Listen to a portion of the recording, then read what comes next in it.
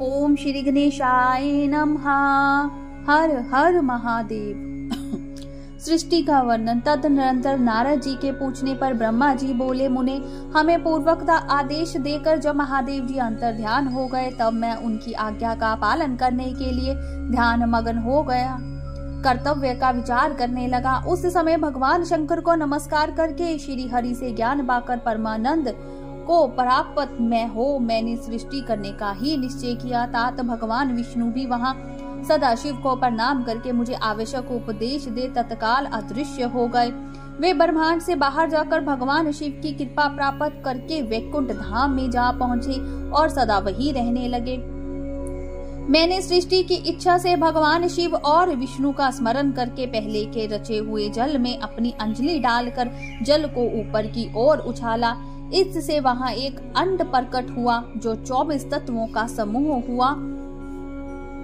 विप्रवर वह विराट आकार वाला अंड जड रूप ही था। उसमें चेतना ना देखकर मुझे बड़ा संशय हुआ और मैं अत्यंत कठोर तप करने लगा। 12 वर्षों तक भगवान विष्णु के चिंतन में लगा रहा। तात वह समय पूर्ण होने पर भगवान श्री हरि स्वयं प्रकट हुए और बड़े प्रेम से मेरे अंगों का स्पर्श करते हुए मुझसे प्रसन्नता पूर्व बोले।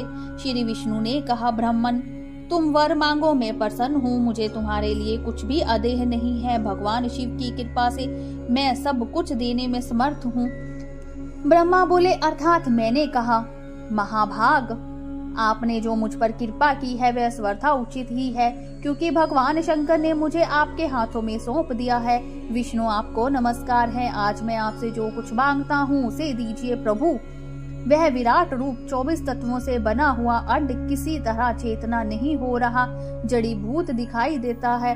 हरे, इस समय भगवान शिव की कृपा से आप यहाँ प्रकट हुए हैं, अतः शंकर की सृष्टि शक्ति या विभूति से प्राप्त हुए इस अंड में चेतना लाइए। मेरे ऐसा कहने पर शिव की आज्ञा में तत्पर रहने वाले महाविष्णु ने अनंत रूप का आश्रय ले उस अंड में प्रवेश किया। उस समय उन परम पुरुष के सहस्त्रों मस्तक, सहस्त्रों नेत्र और सहस्त्रों पैर थे। उन्होंने भूमि को सब ओर से घेर कर उस अंड को व्याप्त कर लिया। मेरे द्वारा भली भांति स्तुति की जाने पर जब श्री विष्णु ने उस अंड में प्रवेश किया तब वह 24 तत्वों का विकार रूप अंड सचेत हो गया। पाताल से लेकर सत्यलोक तक की अवधि वाले उस अंड के रूप में वहां साक्षात श्री हरि ही विराजने लगे। उस विराट अंड में व्यापक होने से ही वह प्रभु व राज पुरुष कहलाए। पंचमुख महादेव ने केवल अपने रहने के लिए सुरमय कैलाश नगर का निर्माण किया, जो सब लोकों से ऊपर सुशोभित होता है। देवेश्वर संपूर्ण ब्रह्मांड का नाश हो जाने पर श्री वैकुंठ और कैलाश, इन 2 धामों का यहाँ कभी नाश नहीं होता। मुने श्रेष्ठ, मैं सत्यलोक का आश्रय लेकर रहता हूँ। तात महादेव जी की आज्ञा से ही मुझ में सृष्टि रचने की इच्छा उत्पन्न हुई।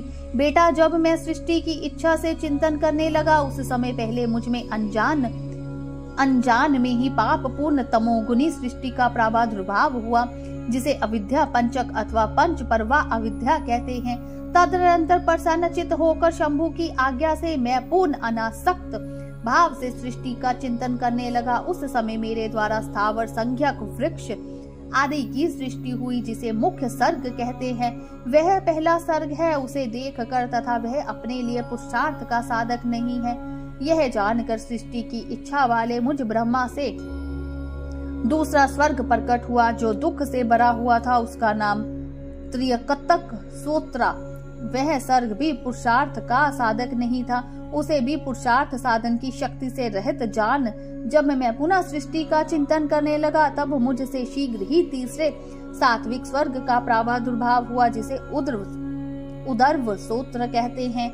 यह देव सर्ग के नाम से विख्यात हुआ। देव सर्ग सत्यवादी तथा अत्यंत सुखदायक है। उसे भी पुरुषार्थ साधन की रुचि एवं अधिकार से रहित मानकर मैंने अन्य सर्ग के लिए अपने स्वामी श्री शिव का चिंतन आरंभ किया। तब भगवान शंकर की आज्ञा से एक रजोगुनी सृष्टि का प्रादुर्भाव हुआ। उसे अवार्क सोत्र कहा गया है।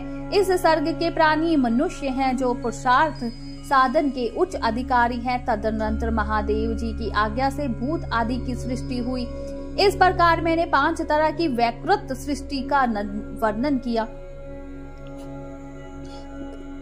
इनके सिवा 3 प्रकार प्राकृत सर्ग भी कहे गए हैं, जो मुझ ब्रह्मा के सानिध्य से प्रकृति से ही प्रकट हुए हैं। इनमें पहला महत्व का सर्ग है, दूसरा सूक्ष्म भूतों अर्थात तन्मात्राओं का सर्ग है और तीसरा वैकार सर्ग कहलाता है। इस तरह के 3 प्राकृत सर्ग हैं। प्राकृत और वैकृत दोनों प्रकार के सर्गों को मिलाने से 8 सर्ग होते हैं। इनके सिवा 9वां कुमार सर्ग है, जो प्राकृत और वैकृत भी है। इन सब के आवर्त भेद का मैं वर्णन नहीं कर सकता, क्योंकि उसका उपयोग बहुत थोड़ा है।